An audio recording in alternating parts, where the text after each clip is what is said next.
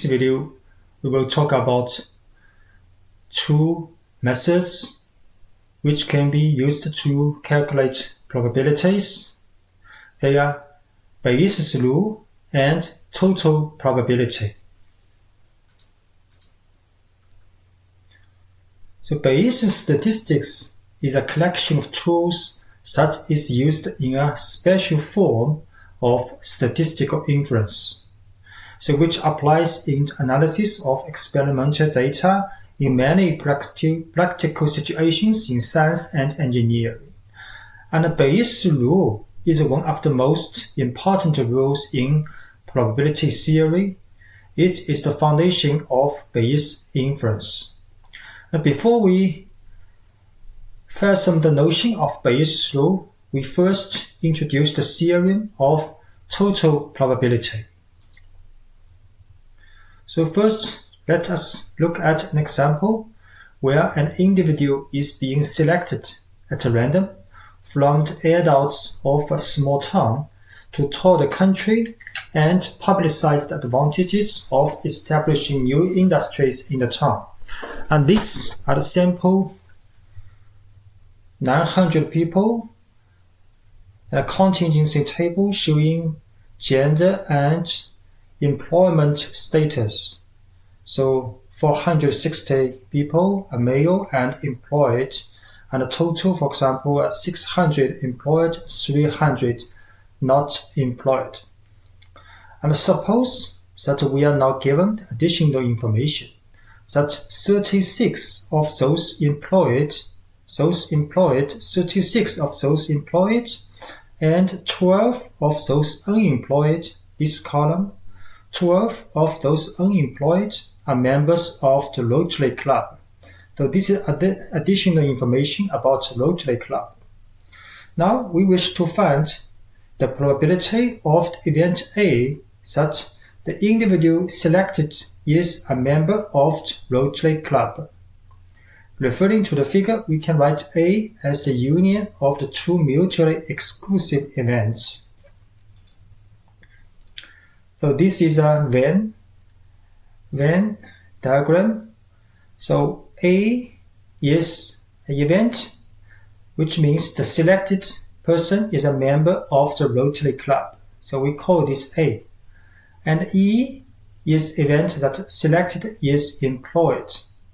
So PA, probability A, can be written as, if we refer to the additional information of the E and A, then PA equals P, E, and A, then union with the PE quotes and A.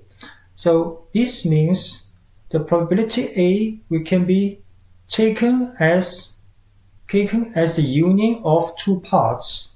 The first part is both E and A occur. Second part is E not occur but A occur. Then we combine these two, we'll get the probability of A. So with the further form manipulation, this probability A equals PE intersection A plus PE quotes intersection A. Then we use conditional probabilities notion. This part equals PE times PA given E. This part equals PE quotes times PA given E quotes. Here E quotes means not occur, E not occur, right? So from the data in the table, we can calculate PE equals 2 of 3, PA given E equals 3 of 50, and so on. So PA will be calculated and the end result is 4 of 75. Then we generalize of the foregoing illustration to the case where the sample space is partitioned into k subsets is covered by the following theorem. This theorem is called total probability. So let event B1, B2, Bk constitute a partition of the sample space S such that P bi not equals 0 for I equals 1, 2, 3, 4 until k. Then for any event A of S, PA equals the summation of probability of BI intersect with A.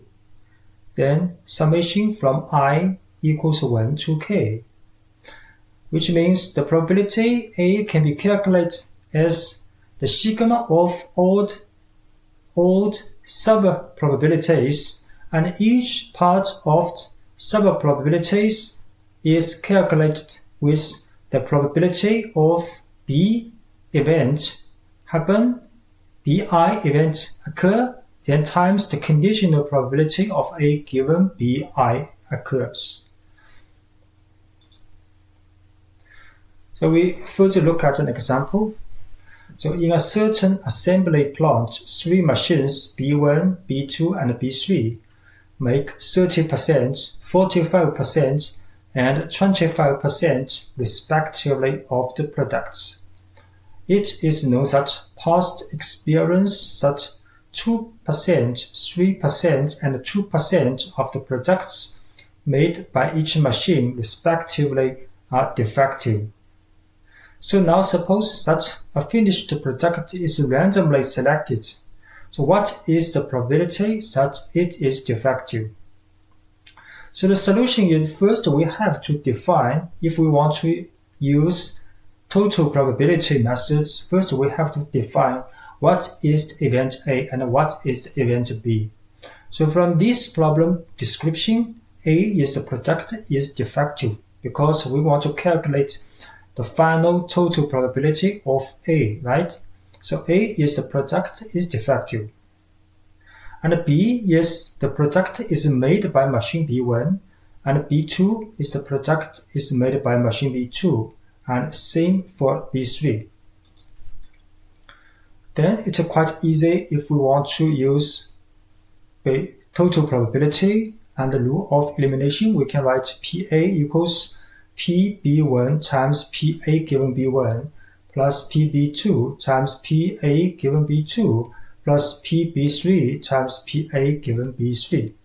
So the result is about 0.0245 for the probability of A, which means a defective is found. Then we can look at Bayes' rule. So in Bayes' rule, instead of asking for PA by the rule of elimination, suppose that we now consider the problem of finding the conditional probability PBI given A. So it is overturned PBI given A. So now BI is the first, A is the second after the bar, right? So in other words, suppose that a product was randomly selected and it is defective. So if this product is defective, what is the probability that this product was made by machine BI? Questions of this type can be answered by using the following theorem. This is called Bayes' rule. So Bayes' rule states that if the events B1, B2 until Bk constitute a partition of the sample space S, such that B probability of Bi not equals 0 for I equals 1, 2, 3, 4 until k. Then for any event A in S such that Pa not equals 0, then probability of PBR given A equals the division. In the division, the numerator part is the probability BR intersect A. So P, B, R, and A both occur. Then in the denominator is the summation of all P, B, I intersect A.